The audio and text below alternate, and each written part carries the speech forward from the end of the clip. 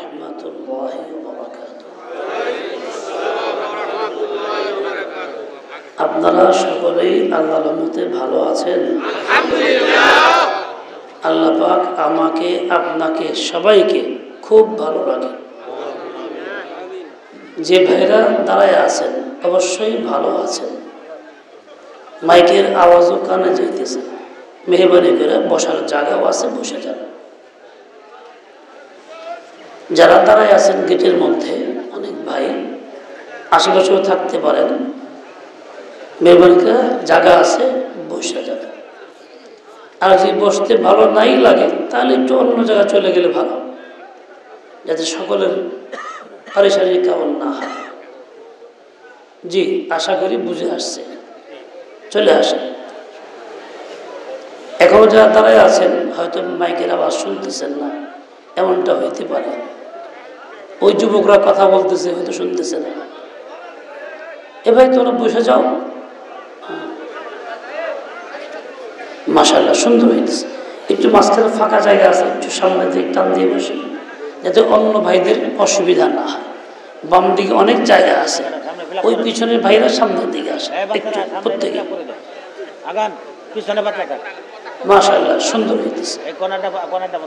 হাজী জালাল সাহেব আছে নাকি? হ্যাঁ, মাশাআল্লাহ, খুব ভালো। আল্লাহ দীর্ঘ নেক হায়াত দান করুন। এই তো গেট সুন্দর হয়েছে। আরো কোনো ভাই আশেপাশে থাকলে অনুরোধ জানাবো, আপনারা ভিতরে চলে আসার জায়গা আছে।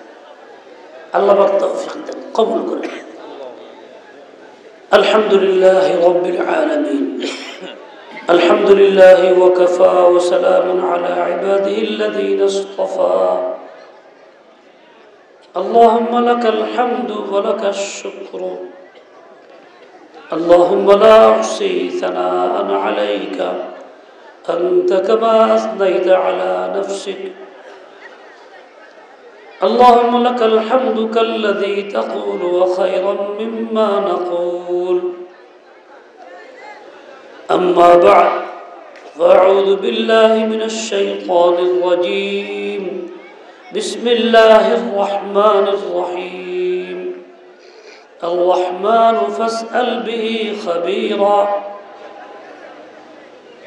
قال تعالى: الرحمن علم القرآن خلق الإنسان علمه البيان.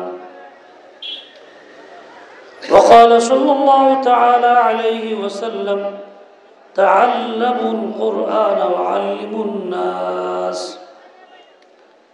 أو كما قال صلى الله تعالى عليه وسلم. আল্লাহ পাকের শুকর, আল্লাহ পাক আমাদেরকে দীর্ঘ সময় পর্যন্ত এই ইসলাহি মাহফিলে আসার বসার সুযোগ দিয়েছেন। বলি দিল থেকে আলহামদুলিল্লাহ। বহু বড় বড় উলামায়ে কেরাম এই পর্যন্ত কথা বলছেন, আমরা সেগুলি ধৈর্যের সাথে শুনেছি। স্থানীয় মুরব্বিয়ানে কেরামও কথা বলছেন, আমাদের চেয়ারম্যান সাহেবও কথা বলছেন। যদি এইসব কথার মধ্যে কোনো ভুলভ্রান্তি হয়ে থাকে, আল্লাহ পাক সেগুলি মাফ করে দেন, আল্লাহর কাছে মাফ চাই। আর যে কথাগুলি ভালো, উপকারী, সহি, সেই কথাগুলি মোতাবেক আমাদেরকে চলার তৌফিক দান করুন। খালি আমিন না বলতে হবে আল্লাহুম্মা আমিন। আল্লাহ পাক সহি বুঝ দিয়ে দেন। প্রথমে আমি সালাম দিয়েছিলাম। আসলে আসসালামু ক্বাবলাল কালাম, সালাম দিতে হয় কথারও আগে। কোনো কথা বলার আগে প্রথম সাক্ষাতে হলো সালাম। এটাই সুন্নত তরিকা। এবং সালামের সুন্নত তরিকা হলো যিনি আসবেন তিনি সালাম দিবেন, আগত ব্যক্তি সালাম দিবেন, উপস্থিত লোকজন সালামের জবাব দিবেন। আজকাল সালামের মধ্যে বিভিন্ন প্রথা আসছে। সুন্নত বাদ দিয়া প্রথাগুলিকে আমরা আমলে পরিণত করতেছি, যা বর্জনীয়। তার মধ্যে একটা হলো কিছু কথাবার্তা বলার পরে সকলকে আসসালামু আলাইকুম বলা হয়। এটা একটা রসম হয়ে গেছে, এটা রাজনৈতিক আন্দাজের সালাম। সালাম তো ইসলামের আদর্শ এবং সুন্নতে রাসূল। সালাম ইসলামী মুআশারাত এর অন্যতম অংশ। সালাম দিয়ে মানুষ এই কথা প্রকাশ করতেছে, আমি তোমার জন্য শান্তির কারণ, অশান্তির কারণ না। আমার দ্বারা তোমার কোনো ক্ষতি হবে না, কোনো কষ্ট হবে না, আমি তোমার কোনো কষ্ট দেব না, নিরাপত্তার কোনো অসুবিধা তোমার নাই। একমাত্র ইসলামই এই সালাম এর রেওয়াজ করেছে, যা পৃথিবীর অন্য কোনো ধর্মে নাই। জামানায়ে জাহেলিয়াতে মূর্খতা যখন ছিল, নবীর নবুয়াতের আগে মানুষের মধ্যে ছিল খুব বেশি অশান্তি, নিরাপত্তাহীনতা, মারামারি, কাটাকাটি, খুন খারাপি, লুটতরাজ ছিল অত্যাধিক পরিমাণে। ওই সময়ে যে কেউ মানুষের সঙ্গে সাক্ষাৎ হইলে ভয় থাকতো, না জানি কি হয়, আক্রমণ করে কিনা, ইজ্জত নষ্ট করে কিনা, কিছু নেওয়া যায় কিনা। রাসূলের আকদাসের নবুয়তের পরে মানুষের ভিতর থেকে এই থমথমে অবস্থা, ভয়ভীতি দূর করার জন্য এই সালাম শুরু করলেন। এটা আল্লাহর নির্দেশ। আসসালামু আলাইকুম ঘোষণা প্রথম হইল। এর দ্বারা বোঝা গেল যে অশান্তি আর নাই, মারামারি কাটাকাটি নাই, আমার থেকে কোনো কষ্ট তোমার হবে না, তোমাকে আমি শান্তির বাণী শোনাইতেছি। এই জন্য সকলের আগে প্রথম কাজ হলো সালাম, এরপরে অন্য কোনো কথা। দ্বিতীয় আরেকটি কথা হইল, এই সালামের জবাব অনেকেই দিছেন, দুই একটা আওয়াজ আসছে একটু ভিন্ন, ওয়ালাইকুম আসসালাম এরকমও কেউ কেউ বলছেন। আসল নিয়ম হল কুমাস না, কুমুস বলা, ওয়ালাইকুমুস সালাম এরকম বলা। কি বলতে হবে? অনেকেই কুমাস বলে, এটা ভুল, কুমুস উচ্চারণ করতে হবে। ওয়ালাইকুমুস সালাম ওয়া রাহমাতুল্লাহি ওয়া বারাকাতুহু। এই ক্ষেত্রেও অনেকেই ভুল করে, যে ভুলটার সংশোধন করা জরুরি। আমার ভাই, একজন মানুষ যদি দিন কিংবা রাতে একজনকে কিংবা একাধিক ব্যক্তিকে 20 বার সালাম প্রদান করে, আল্লাহ পাক ওই ব্যক্তিকে ওই দিন রাতে কিংবা দিনে মৃত্যু হইলে শাহাদাতের মর্যাদা দান করবেন। একজন লোক খুব সহজেই এই মর্যাদা লাভ করতে পারে, আল্লাহর এত ঘনিষ্ঠতা লাভ করতে পারে। কিসের দ্বারা? সালামের দ্বারা। আসসালামু আলাইকুম ওয়া রাহমাতুল্লাহ বলার দ্বারা।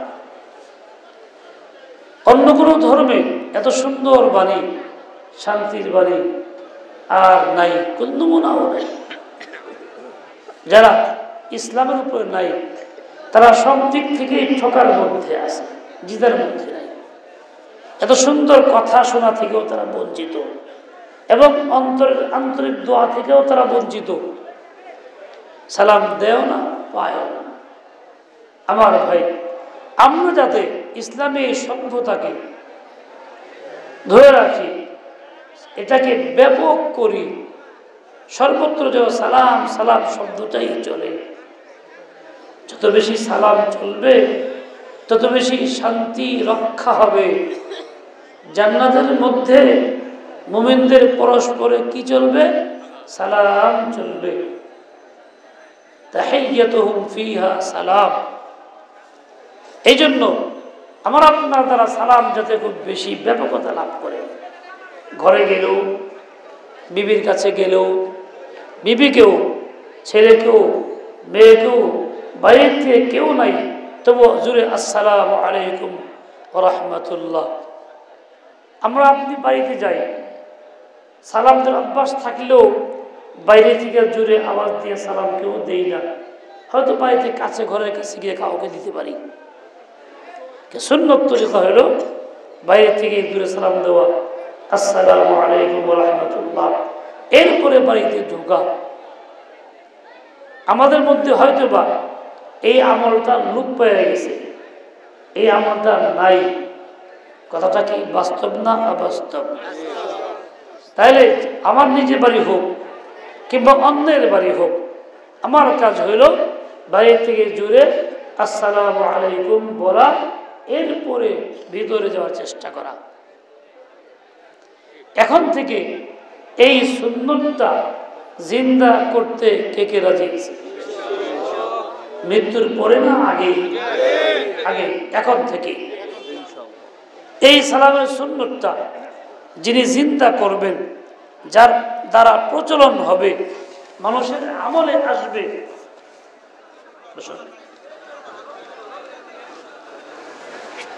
এই সালামের সুন্নত যার দ্বারা জিন্দা হবে, প্রচলন হবে, যার দ্বারা আমলে আসবে, আল্লাহ পাক ওই লোকটাকে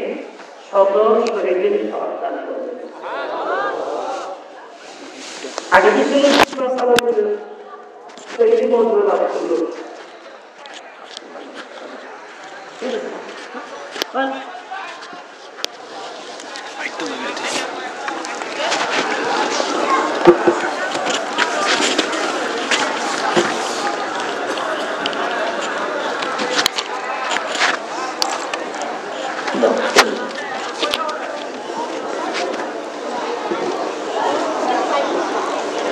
এই সালামের সুন্নতটা জিন্দা করা আমাদের সকলের কর্তব্য।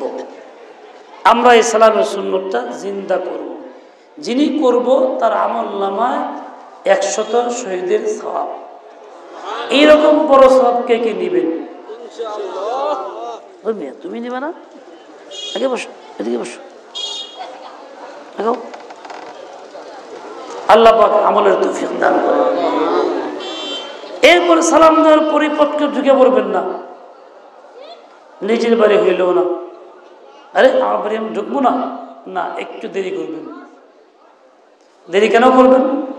হইতে পারে বাড়ি আপনার, কিন্তু আপনার অগোচরে যখন ছিলেন না, আশেপাশের কোনো মহিলা মা বোনরা আসছে যারা মাহরাম না, হঠাৎ ঢুকে পড়লে তার সঙ্গে দেখা সাক্ষাৎ হবে, পর্দা নষ্ট হবে, এমনটা হইতে পারে না? এই জন্য আপনার কর্তব্য হলো একটু বিরতি দেওয়া, আওয়াজ দিলে তারা সতর্ক হবে, একটু স্লো হয়ে ঢোকা, কিংবা বলো আমি আসবো, যাতে ঘরের পক্ষ থেকে আওয়াজ আসে, হ্যাঁ আসেন, সমস্যা নাই। গায়রে মাহরাম কেউ থাকলে ওই লোকগুলি দূরে সরে গেল, পর্দার আড়ালে চলে গেল, তাহলে আমি বেপর্দায় লিপ্ত হইলাম না, গুনাহে লিপ্ত হইলাম না, আমাকে এই কাজটাও করতে হবে। এরকম আমি বেপর্দা না হওয়ার থেকে বাঁচতে চাই, বেপর্দা যাতে হয়ে না যায়, এর থেকে বাঁচতে চাই। কে কে রাজি আছে? আল্লাহ পাক তৌফিক দেন। অন্যরা দূরের কথা, এমনটা হইতে পারে যে আমার নিজের মা বোনদের মধ্যে অসতর্ক কেউ, বাড়িতে আমি নাই, গরমের দিন, সে কাপড়টা স্বাভাবিক রাখে না, গায়ের থেকে কাপড়টা নামায় ফেলছে, কোনো কাজকর্ম করতেছিল, আপনি হঠাৎ ঢুকে বললেন চুরির মতো, আওয়াজ ছাড়া, বিরতি ছাড়া, দেখলেন যে আপনার মা বোনদের ভেতর বেকায়দা অবস্থার দিকে ফেললেন, এমনটাও তো হইতে পারে। এই জন্য আল্লাহ নবীর তরিকা হল একটু বিরতি দিয়া, আওয়াজ দিয়া, এরপরে ভিতরে যাওয়া, সরাসরি না যাওয়া। এখন বলেন, যেই লোকটা আমার কাছে আসলো, আমার বাড়িতে আসলো, আমার অনুপস্থিতিতে, সেই লোকটার নিরাপত্তা আমার দরকার আছে কিনা, তার ইজ্জতের হেফাজত দরকার আছে কিনা, তার পর্দা রক্ষা আমার দরকার আছে কিনা। আমিও তা না করি, আমার কারণে সে বেপর্দা হয়ে যায়, ইজ্জতের হেফাজত না হয়, সে যদি লজ্জা বোধ করে, লজ্জা পায়, তাহলে আমি মুসলিম না। মুসলিম তাকেই বলে মান সালিমাল মুসলিমুনা মিন লিসানিহি ওয়া ইয়াদিহি, যার আচরণে, যার মুখের কথায়, যার হাতের দ্বারা অন্য কেউ কোনো কষ্ট না পায়। আরেক হাদিসে আসছে মান আমিনাহুন নাসু আলা দিমাইহিম ওয়া আমওয়ালিহিম, অন্য মানুষেরা যার থেকে নিরাপদ থাকে নিজের জানের উপরে, মালের উপরে, সব কিছুর উপরে, সেই লোকটা হলো মুসলিম। আমি যদি অসতর্ক হয়ে চলি, আমার কারণে একজন নিরাপদ থাকতে পারলো না, তার পর্দা নষ্ট হয়ে গেল, লজ্জার কারণ হয়ে গেল। তাইলে আমি অন্যরে কষ্ট দিয়ে ফেললাম, আর যে কষ্ট দেয় সে মুসলিম না, যে অপরের কষ্ট দেয় সে মুসলিম না। এখন বলেন, মুসলিম থাকতে চাই কি চাই না? থাকতে চাই কি চাই না? তাহলে আমাকে যে এই অবস্থা মাইনা চলতে হবে, এই সুন্নতটা আমাকে জিন্দা করতে হবে। কে কে রাজি আছে? মাশাআল্লাহ, খুব ভালো। যখন আমি এই সব থেকে আগে বাড়লাম, স্তর পার হয়ে গেলাম, এক ঘরে ঢুকতেছি, আবার দ্বিতীয়বার আসসালামু আলাইকুম বলতে হবে। কারণ এবার হলো আমার নিজের লোকের সঙ্গে সাক্ষাৎ, আগেরটা বাইরে থেকে সাক্ষাৎ হয় নাই। ওটা ছিল অনুমতি কিংবা জানানো যে আমি আসছি, তোমরা সতর্ক হও। বলবেন যে আমি একটু অগোছলে যাইতে চাই, যাতে করে আমার বাড়ির লোকরাও উল্টা পাল্টা না করে, কি করলে দেখবো, চুরি করে না কি করে, পোলাবো দাম লয়ে জায়গা, মেয়ে কি করে, বা আমার স্ত্রী কোনো খেয়াল করে কিনা, কারোর লগে কিছু করতেছে কিনা, দেখবেন লিখে চুপচাপ যাবো। এটা আপনার জন্য শরীয়তের বৈধ না, আপনার দেখা দরকার নেই। ঘর থেকে বের হয়ে আসবেন, ফিয়ামানিল্লাহ বলে আসবেন, আল্লাহ ভয় থাকবে, বাস যথেষ্ট। গিয়া চুপচাপ পলায়া দেখবেন, এটা আপনার দায়িত্ব না, এটা আপনার ক্ষতির কারণ। আল্লাহ না করুক কোনো কিছু এরকম, এমন কোনো কিছু নজরে পড়লো যা আপনার কাছে অপছন্দ, তখন আপনার শান্তি পারবো না অশান্তি পারবো? জ্বালা পারবো না? না খুব খারাপ হইতে পারবেন? আল্লাহ তাআলা আপনাকে অশান্তি দিতে চান না, শান্তিতে রাখতে চান। এই জন্য এমন কিছু নজর না আসুক যাতে আপনার মাথার মধ্যে খুব খালি কামড়াইব, হাই কি করলাম, কি দেখলাম, এইটা এই ঘটনা যেন না ঘটে, বিপদে না পড়েন। এই জন্য আপনাকে এই তরিকা শেখানো হইতেছে। ইসলাম আপনার সুখ শান্তি কামনা করে, আপনার ঘরের সুখ শান্তিও কামনা করে। যতই আপনি বেশি তালাশ করবেন তত বেশি ঝামেলা বাড়বে, খুঁজবেন বেশি, ঝামেলা বাড়বে। অনেক লোক আছে একটু সন্দিহান মানুষ, সন্দেহ প্রবল, বিক্ষের খুঁতখুতি, বসবাস, কি জানি কি হলো, এরকম করলো গা, ওইরকম করলো গা, আমি বাইরে গেছি দিই, এটা উল্টা গা, থালদা উল্টা পরে রয়েছে গা, ওখানে কাগজ পড়ছে গা, কিছু একটা হয়েছে, কে যেন আইছিল, এরকম লাগে এরকম লাগে। এই লোকগুলি কখনো সুখে থাকতে পারে না, এদের অশান্তির বাসা আগের মধ্যে। এবং এই লোকগুলির পরিবারের মধ্যে কোনো সুখ থাকে না। এই লোকের জীবন নিজের সুখ তো জায়গা, স্বাস্থ্য ভালো থাকে না, খেটখেটে হয়ে জায়গা, কারণ তো সুখ তো পায় না, স্বাস্থ্য ভালো কেমনে, কঠিন ক্ষতির মধ্যে পড়ে, অযথাই সন্দেহ করে, শেষ পর্যন্ত দুর্ঘটনা ঘটায়। এই জন্য ইসলাম এই কথা বলে নাই, এই তরিকা ইসলাম শিখায় নাই। শান্তি আপনাকেও পাইতে হবে, ঘরওয়ালাদেরও পাইতে হবে, তাদের স্বাধীনতা আছে, তাদের ইজ্জত হরমত আছে।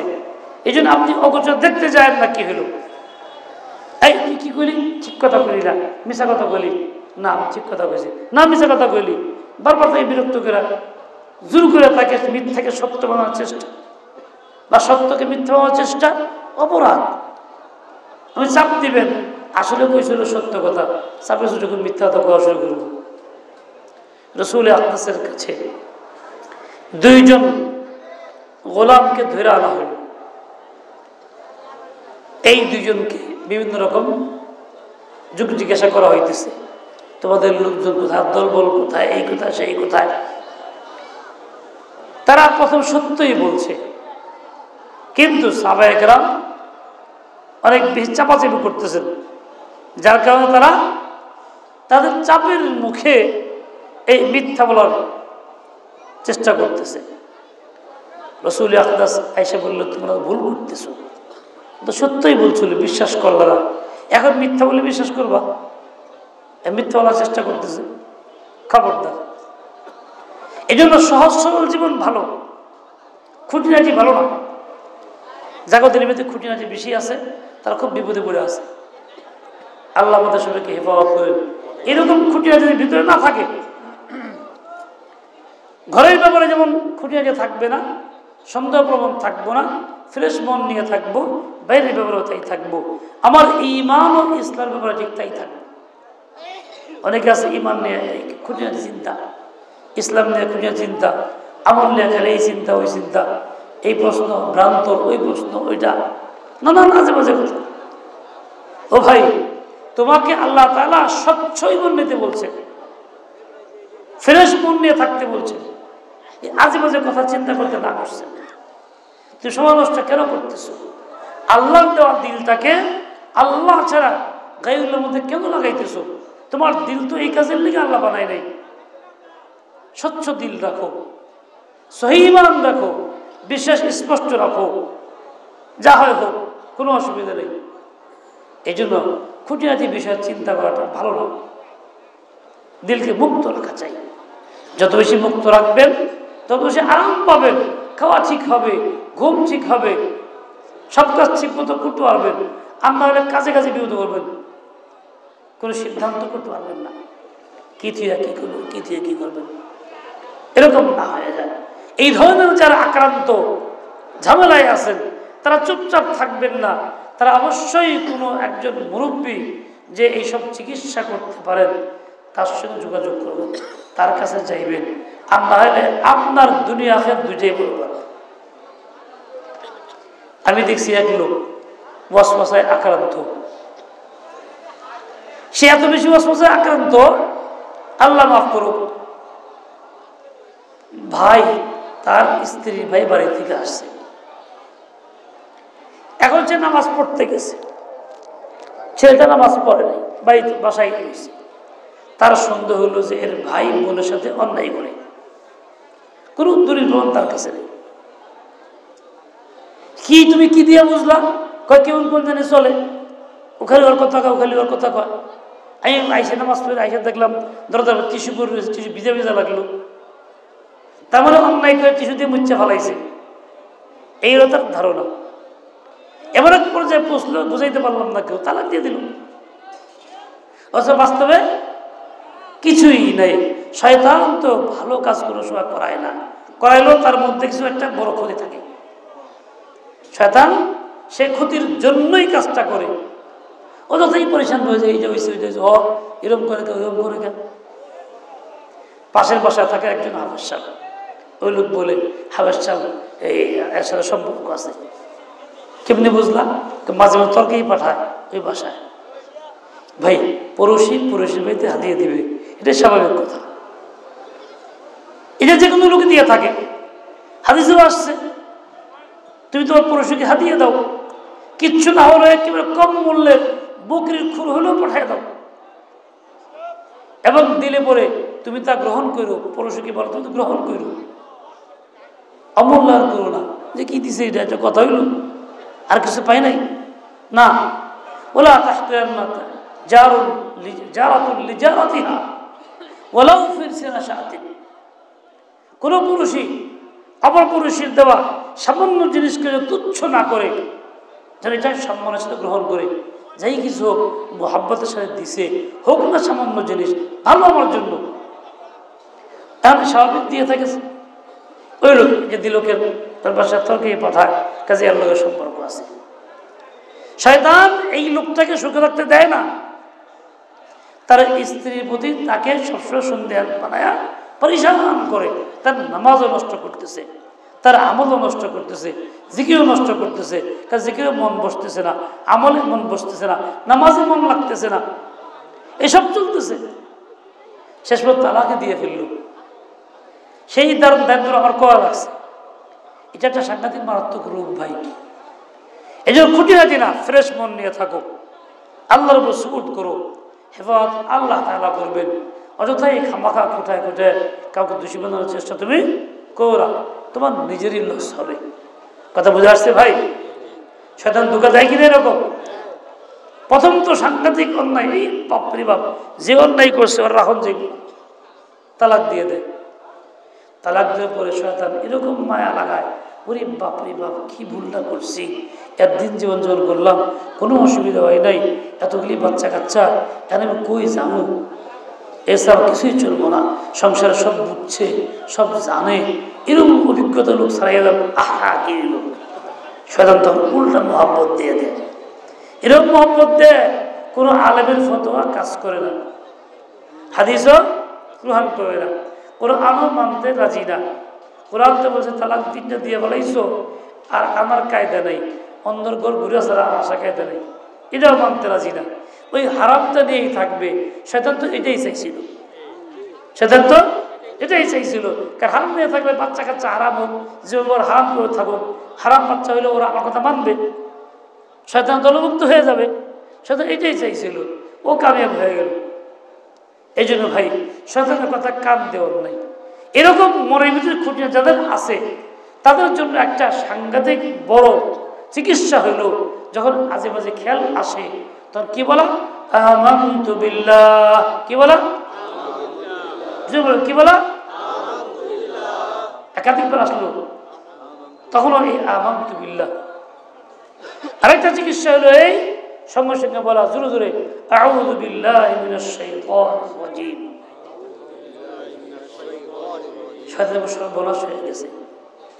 আমি ওরা চেষ্টা করতেছি বিভ্রান্ত করার, ও দেখি বড় শক্তির আশ্রয় নিয়ে ফেলল, আল্লাহর কাছে আশ্রয় নিল, অল্লগতে পারা যাইব না, শয়তান থেকে ভাগি, যারা এখানে থাকার কায়দা নেই।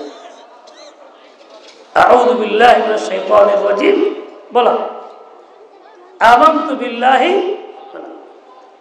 আরো যদি বেশি হয়ে যায় তাহলে এটা আলহামদুলিল্লাহিল্লাযী রাদ্দা কাইদাহু ইলাল ওয়াসওয়াসা।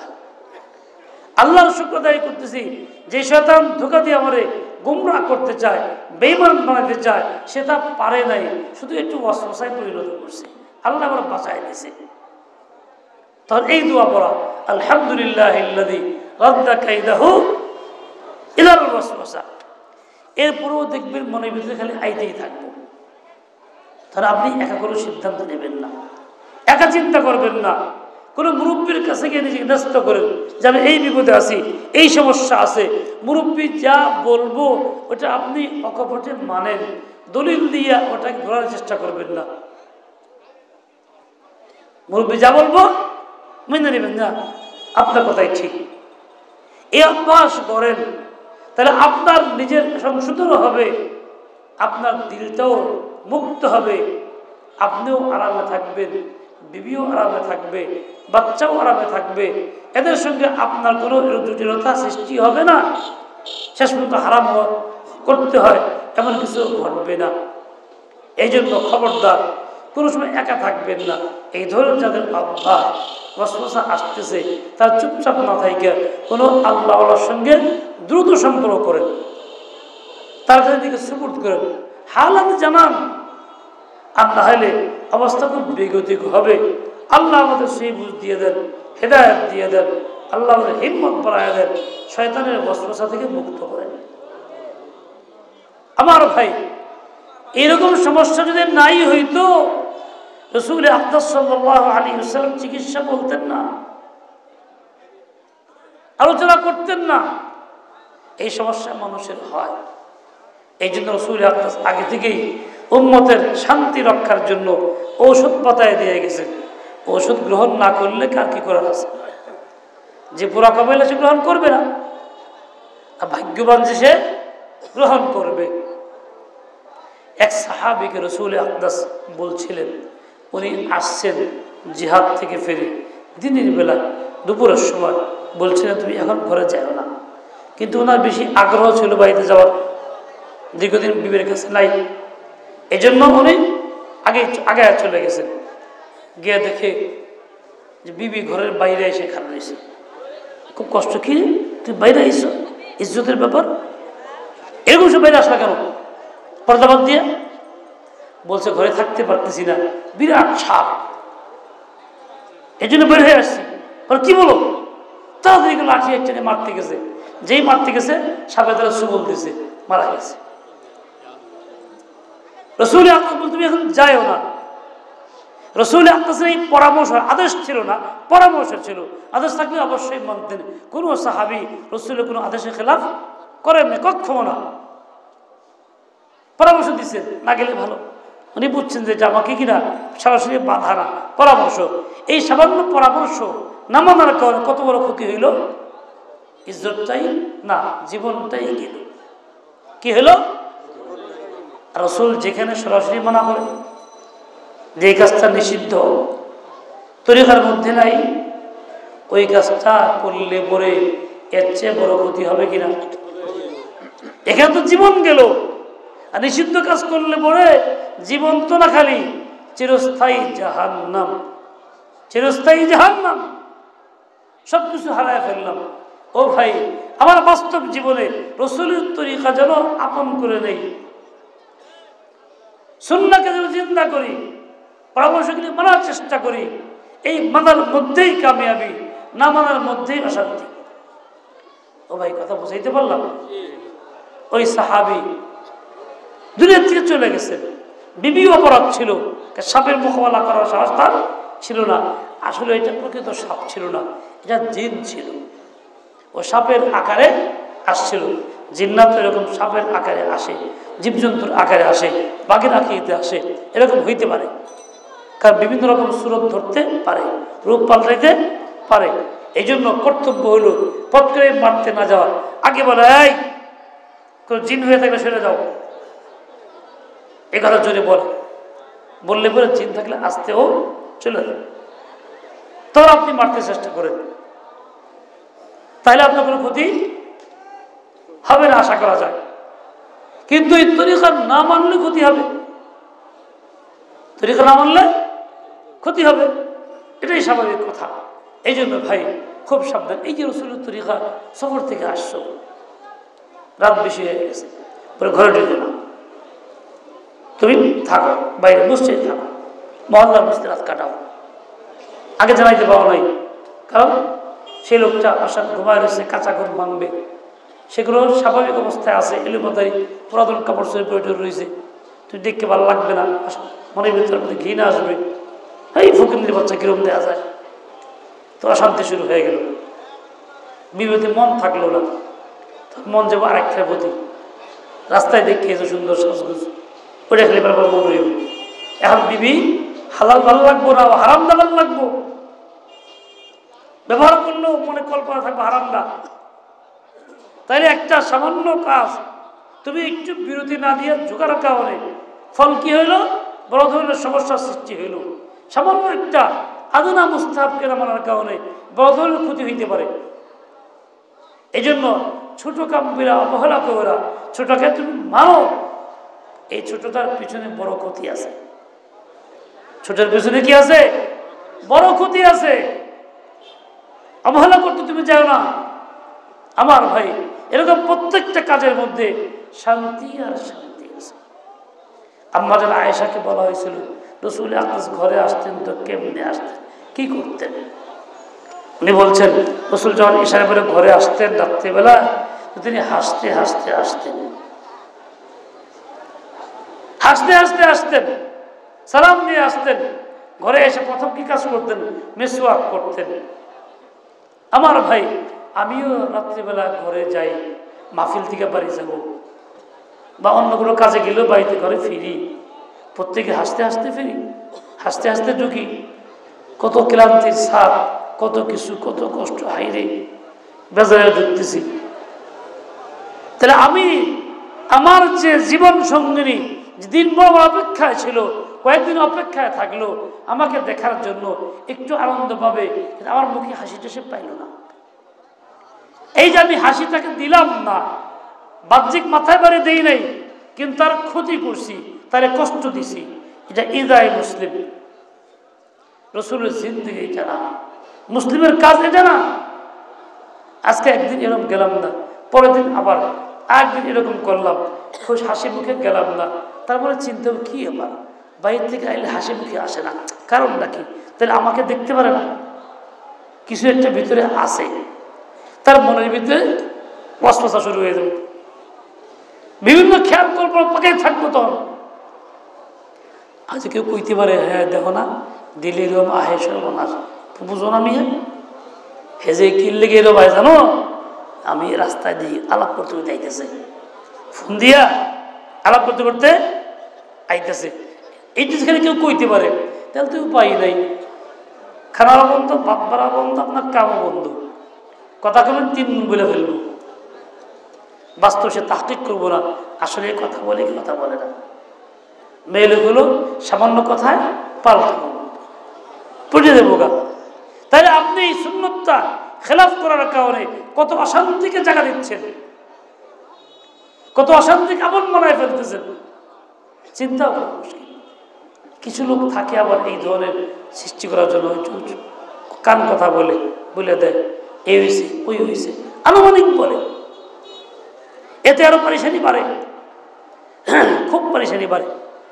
কোন এক এমনি ভালো মাশাআল্লাহ আলেম মানুষ এক জায়গায় ওয়াজ মাহফিলে যাবে, বিবি কইতেছে আমি ওর সাথে যাবো,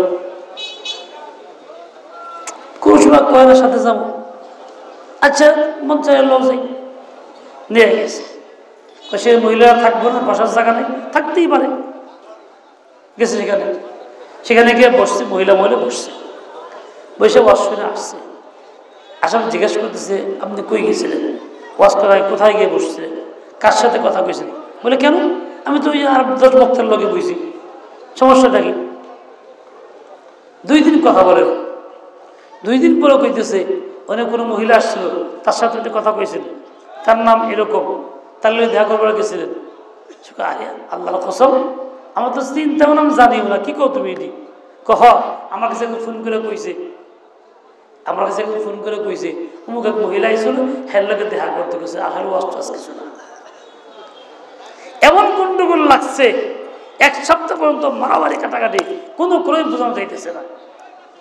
এই মহিলাটা কেন এরকম হইল, ওই যে একজন কানে কইছে অমুকে আইতেছে, তার লগে সম্পর্ক দেখা করবার গেছে। বাস্তবে সে বলতেছে আল্লাহর কসম আমি জানিও না এই নামটা, আমি কল্পনাও করি নাই, আমার সাথে কারোর দেখাও হয় নাই, মনের সাথে কথা বলিও নেই কারোর সাথে। আমি তুমি কি করেনি বলো? এরই 1 সপ্তাহ চলছে খুব গন্ডগোল। আমার ভাই দেখেন শয়তান কিরকম দুষ্ট, সামান্য একটু শোষা লাগাই দিছে, বুঝছি না। জমানায় জাহিলিয়াত যুদ্ধ হয়েছে, একটা যুদ্ধ 40 বছর চলছে, বংশানুক্রমে যুদ্ধ চলছে, কত লোক নিপাত হয়েছে তাও চলছে। মূল কি জানেন? সামান্য একটি বিষয়, এক দোকানদার দোকানে মাল বেচতেছে, এক খরিদ্দার সেখানে গেছে, দোকানদারের একটা বিড়াল ছিল, দোকানদারের ঘরের ভিতরে থাকতো, কিন্তু যুদ্ধ মারত। খরিদ্দারের সাথে কুত্তা গেছে, একটা কুত্তা, অনেকবার কুত্তা পালা লাগা লগা যায়। এখন এই গুড়ের হাড়ির মধ্যে মাছি বসছে, ওই মাছিটা গুড়ের হাড়ি নিয়ে একটু খাবার মধ্যে বসছে দোকানের ভিতরে। বিড়াল মাছি দেখে বিড়াল মাছে থামা দিছে, দিল আর ঘুমায় ঘুমায় কি তামসা করে আল্লাহ জানে।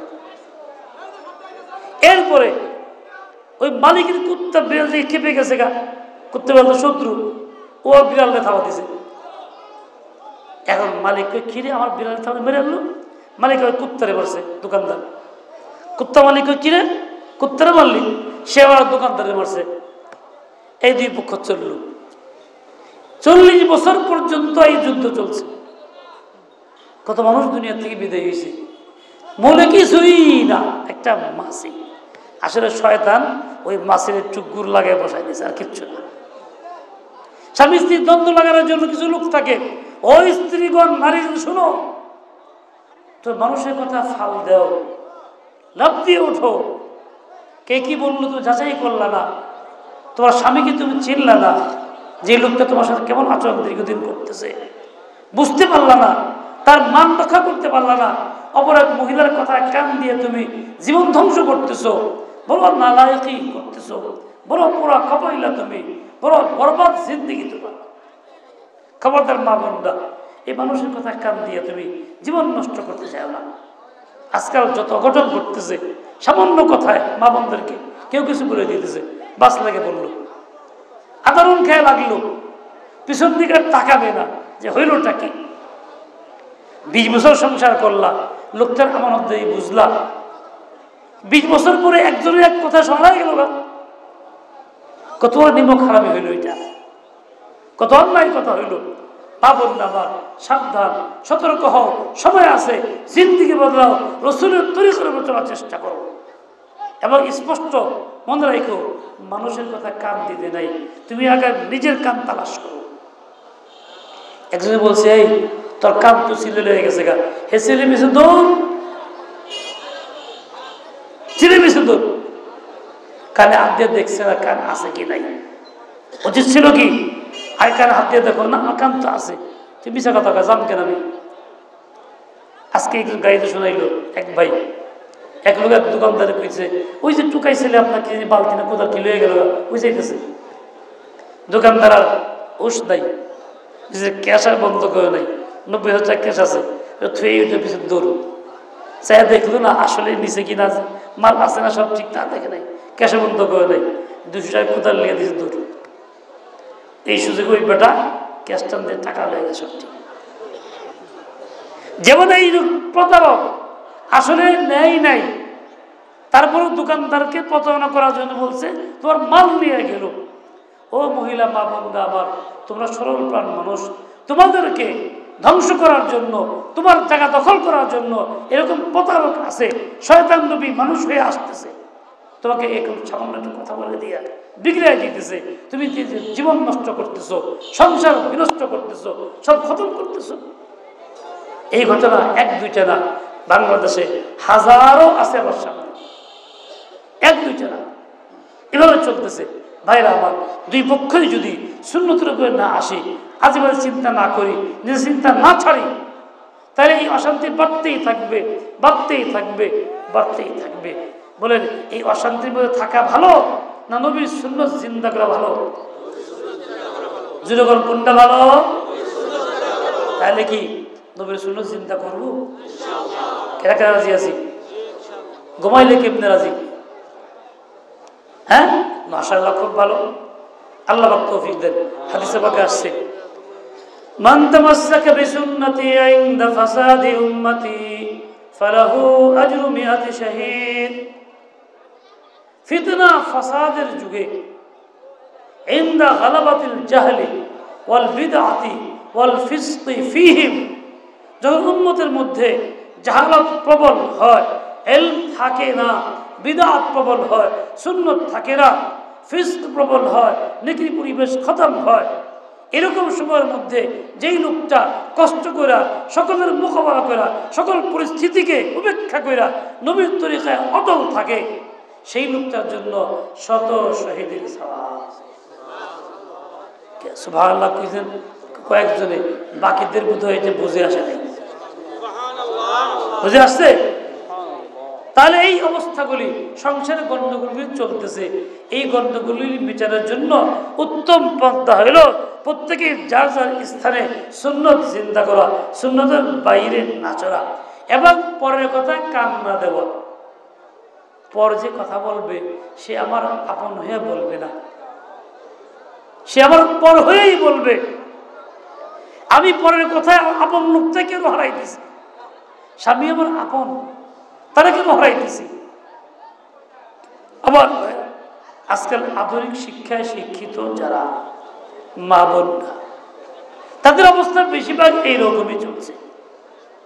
খুব কাটাকাটি বরাবর গন্ডগোল চলছে আর চলছে, কিছুতে কিছু হইলেই চান না, এই ভাত খাবো না, বাদ গিয়ে বই রয়েছে বাপমার বাড়িতে, কেরা কি কইছে, কবে কইছে, কোনো খবর নাই, বাস চললো। এটা তো ভালো লক্ষণ না। তোর দুনিয়ার সুখ গেল, আখিরাতের সুখ গেল, তুমি বিনা কারণে শরীয়ত সম্মত ওজর ছাড়া স্বামীকে অশান্তির মধ্যে ফেলে দিলা, তালাক না নিয়ে বসে থাকলা, বা তালাক নিয়েই ফেললা, তুমি তো নিজের জন্য জাহান্নাম লাজিম করলা, জান্নাতকে হারাম করে ফেললা। যে লোকটা নিজের তালাক চায় অথবা বোনের তালাক চায়, তাহলে সে আল্লাহ পাক তার জন্য জান্নাতকে হারাম করে দেন।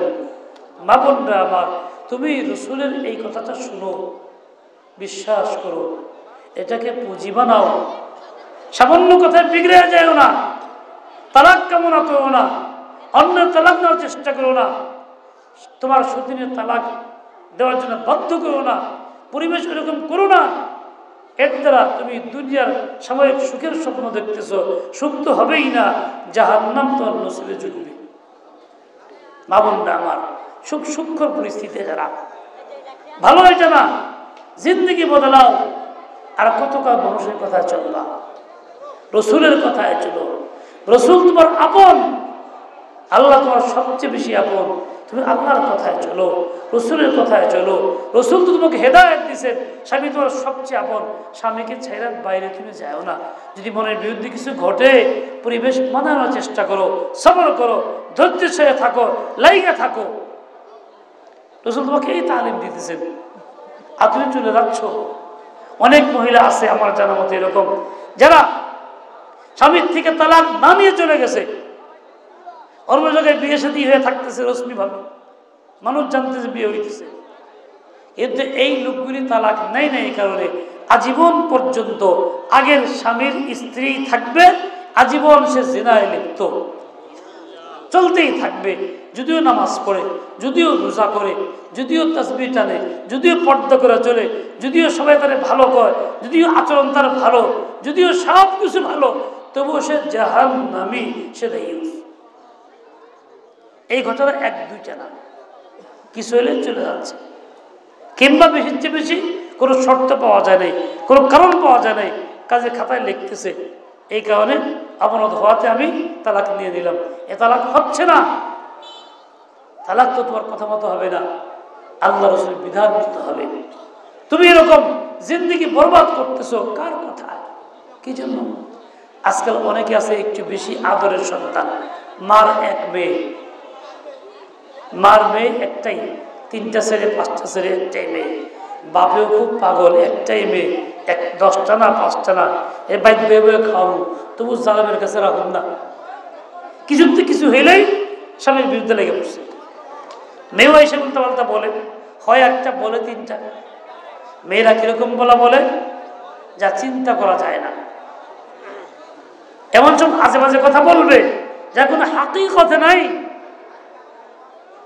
এক মহিলা বলতেছে, হুজুর অমুক আমার দেহা পারে না, আমার সাথে ঘটনা। কি দিয়ে বুঝলাম দেহা পারে না? কয়ে আমিও দরজ থেকে বেরিয়েছি, দরজ থেকে হেও বেরিয়েছে, আমার দেখে মুখটা দিক ঘুরে ফেলাইল। আসলে সে অন্য কোনো দিকে তাকাইছে, অন্য কোনো প্রয়োজনে, আর এর ধারণা হলো কি আমার দেখে ওই দিকে মুখ ঘুরাইল, কাজে আমার দেখা পায় না।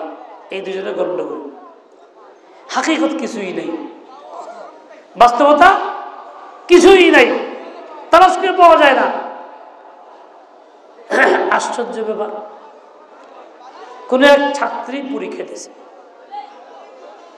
এখন তার শিক্ষিকা অভিযোগ করতে চাইছে যে হুজুর যে পরীক্ষা দিয়েছে সে খুব খারাপ চরিত্রহীন, খুব খারাপ খারাপ কথা কইছে রে আমার ছাত্রী।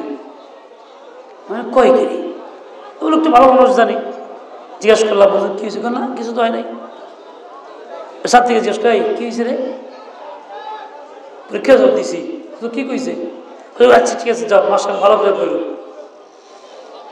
আচ্ছা ঠিক আছে যাও, ভালো করে পড়ো, এটাও খারাপ খারাপ কথা। কম দেখি বাস্তবতা কি?